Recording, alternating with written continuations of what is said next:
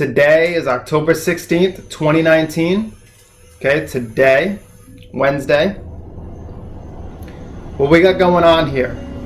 The moon went void of course at 4:37 a.m. You kind of already know what that means. If you've been watching my videos, it's pretty much just a neutral time. Not a great time for advancement in either direction. It's best to wait till the moon gets back on track. And what's going on here is that the moon is going to be entering Gemini at 10:30 p.m. this evening. But before we have that, we had a couple of things happen this morning, and that was the moon in conjuncting Jupiter. Okay, that happened at 4:21, and then you had the moon trining Pluto at 4:37. I usually like to talk about what might be happening in your dreams at this time, and I found that that's been helpful for some people. And so one thing that's been happening, and could have been happening tonight in relation to your dreams with these aspects, especially because most people are asleep at 4:30 in the morning. Some people aren't. The thing about moon in conjuncting Jupiter is the fact that it doesn't necessarily affect anybody too heavily. It's kind of a weak aspect. But you know what it can do is, if you were dreaming and you did feel it, it could have definitely pointed to, through your dreams, seeds that you should be planting and then reaping later. So look now to cultivate, more optimism, more hope, and maybe areas of your dreams that were saying, hey, this is where that's lacking, or this is where that is, and this is where we need to be, shifting our direction to. And maybe you got a little bit of a hint about that in your dreams last night. Also, the moon trining Pluto. Well, yeah, Pluto into the mix right around the same time. Within 16 minutes, these things happen. One thing you want to be aware of with that is the fact that Pluto is all about emotional clearing. We've talked about that a few times now. But it's also about deep exploration, about journeys to the underworld, right? Pluto rules Scorpio.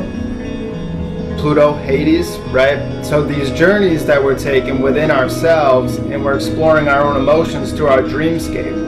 So what you want to do now is you want to pay attention to what you were dreaming on an emotional level, not just a physical level, what was happening, or a visionary level. You want to say, what was I feeling while this was happening, so that I can now transmute that feeling in my own life. Maybe I was scared, maybe I was overly optimistic and I had cause to be concerned. Who knows what was going on? Only you can tune in and feel that for yourself. With the moon entering Gemini at 10:30, what's going to be happening is matters of the mind come into play now, right? Gemini ruled by Mercury. Mercury, our rational mind, our ability to communicate. At this time, you may want to control or to change things in your environment a little bit more. So yeah, with Gemini, you just have to be aware that, you're wanting to change things in the environment, you're wanting to move things around, to make changes and shifts as far as external things are concerned, and not necessarily more internal, subjective, or metaphysical things are concerned. It's more a time of book learning and less a time of intuitive perception and understanding. So stay tuned for that. Pay attention to how you felt in your dreams. Tune into the emotional level. As always, I will be at Pixie Dust today from 12 p.m. to 5 p.m. I'm there every Monday and Wednesday.